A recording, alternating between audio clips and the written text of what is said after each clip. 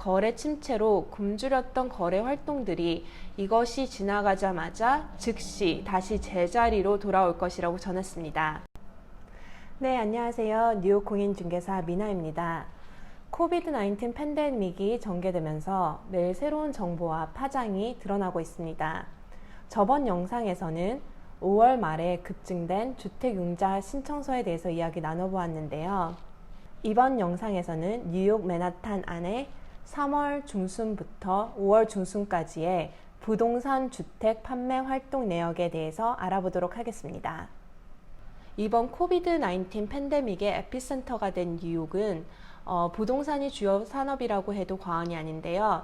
뉴욕 마켓 트렌드 회사인 얼밴딕스에서 조사한 자료를 바탕으로 코로나가 약 2달 동안 뉴욕 부동산, 특히 뉴욕 주택 부동산에 끼친 영향에 대해서 여러분들과 함께 나눠보겠습니다.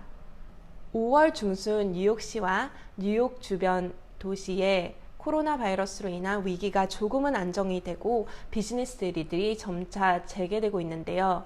부동산 업계에서는 5월을 복귀 활동의 시작과 홈바이어들의 재관심으로 불확실성과 격변이 존재했던 3월, 그리고 역사적으로 부동산 매매 활동이 낮았고 가장 강력한 가격 추세를 보인 4월 이후여서 희망적으로 보고 있습니다. 네, 이런 결과가 나올 수밖에 없었던 것이 스테이홈 오더가 3월 중순에 내려지면서 모든 부동산 쇼잉이 올스탑이 되었기 때문입니다. 그리고 기존에 있던 매물들을 셀러들이 다시 오프마켓으로 변화시키고 또 집을 팔려고 계획했던 셀러들이 코로나로 인해 매매 시기를 미루게 되었습니다. 그러므로 당연히 2020년 4월 뉴욕 주택 부동산 마켓은 역사적으로 부동산 매매 활동이 낮을 수밖에 없었죠. 집을 직접 보고 살 수가 없었기 때문입니다. 하지만 이 와중에도 매물을 리스팅에 나와 있는 virtual tour 비디오만 보고 거래를 한 케이스들도 있습니다. 네, 맨하탄 부동산 주택 마켓 리포트에 대해서 이야기 나눠보겠습니다. 3월 15일 뉴욕의 스테이홈 오더가 내려진 날을 중점으로 얼반딕스의 데이터 자료에 따르면 5월 중순 뉴욕 맨하탄 안에 레지던셜 인 컨트랙트 딜이 약 52% 증가하므로 지난 한 달 반 동안 암울해졌던 마켓의 희미한 희망으로 나타났습니다.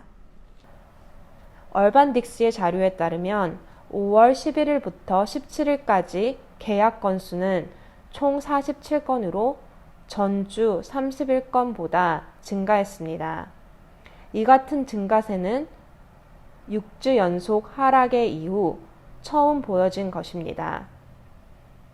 거래 건수가 늘어난 반면 전체 거래 금액은 소폭 감소한 6,870만 달러로 전주 693만 달러에 비해 줄었습니다. 이번 하락은 애스킹 프라이스가 전주 460만 달러에서 340만 달러로 떨어진 하락한 것과 맥을 같이 했기 때문입니다. The Real Deal의 지리전 분석에 따르면 맨하탄 안의 동네에 따라서도 거래 건수 차이가 많았습니다. 카니기 힐 지역은 3개의 딜이 거래되었고 총 거래 금액이 990만 달러로 계약 내 거래액이 가장 많았습니다. 그것은 그 전주에 있었던 54만 9천 달러의 한 개의 거래에서 상승한 수입니다. 허드슨 야드에서 유니언 스퀘어까지가 계약 내 거래의 가치가 가장 크게 떨어졌습니다. 바로 전주에 총 4건의 계약이 약 2천만 달러에 성사되었던 반면 이번 주는 390만 달러로 총 3개의 거래가 이루어졌습니다. 로어 이스트 사이드, 모닝 사이드 하이츠, 스타이타운과 같은 몇몇 동네에는 계약상 거래가 없었습니다. 5월 11일부터 17일까지 일주일 동안 맨하탄의 각각 다른 동네에서 진행된 계약 내 거래에 대한 내용은 보이는 지도를 참조해 주세요. 럭셔리 부동산 마켓 조사에 따르면 지난 6주 동안 400만 달러 이상의 럭셔리 주택 거래수는 단 14개였고 11억 174만 5천 달러의 거래액인 반면 2019년 같은 기간과 비교했을 때 102억 984만이었던 135건의 거래 내역과 비교하면 확연히 감소되었습니다. 위의 내용들을 토대로 지금까지 부동산 동향을 봤을 때 현재 유일한 변수는 시간입니다. 정확한 단기 진단은 거의 불가능하지만 몇몇 부동산 전문가에 따르면 비록 코비드-19에 의해 만들어진 실질적인 장애로 인한 부동산 거래 활동이 일시적으로 중단될 수는 있지만 매크로 단계의 큰 그림으로 볼 때 매우 긍정적일 것이며 거래 침체로 굶주렸던 거래 활동들이 이것이 지나가자마자 즉시 다시 제자리로 돌아올 것이라고 전했습니다. 저의 개인적인 의견으로는 뉴욕 맨하탄 상업 부동산의 앞으로 전망은 조금 부정적이긴 하지만 뉴욕시 맨하탄 주택 부동산 전망은 밝을 것으로 보입니다.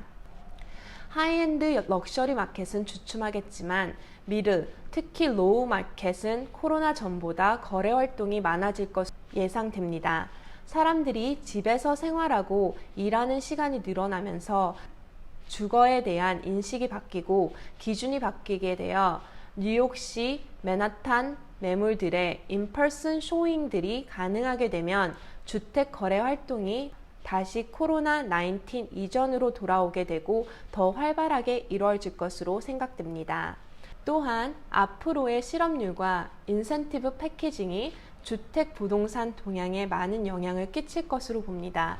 베스트 시나리오로는 낮은 주택담보대출 이자와 제한된 수의 주택 부동산 인벤토리, 왜냐하면 새로 올라오는 리스팅 매물들이 확연히 줄었기 때문이죠. 그리고 정부의 패키징 도움과 코로나로 인해 잠시 정지된 지금까지와는 전혀 달랐던 슬로우한 스프링 부동산 마켓이 이번 여름에 다가오는 가을 마켓과 만나면서 폭발적인 부동산 상승 효과를 맞이하게 될 수도 있을 거라고 생각합니다. 하지만 여기서 가장 중요한 포인트는 이런 호황된 부동산 마켓이 형성되기 위해서는 낮은 실업률을 유지하고 정부에서 얼마나 많은 도움의 패키징이 서포트해야 되는가에 따라서 달라질 것으로 보입니다. 그리고 주택 부동산 가격 동향은 100만 불 아래 그런 로우 미들 마켓은 큰 움직임은 없을 것으로 예상되지만 400만 불 이상의 럭셔리, 하이 럭셔리 매물들은 가격 변동이 있을 것으로 생각됩니다. 지금까지 내용의 출처는 뉴욕 부동산 마켓 트렌드 회사인 얼반딕스의 데이터를 바탕으로 자료 수집을 해봤습니다. 이것으로 혹시 뉴욕 맨하탄 안에 부동산에 대해서 있으신 질문들이나 매매를 구입하실 생각이 있으신 분들은 info@minakim.net으로 연락을 주시면 자세히 상담을 해드리겠습니다. 감사합니다. 좋은 하루 되세요.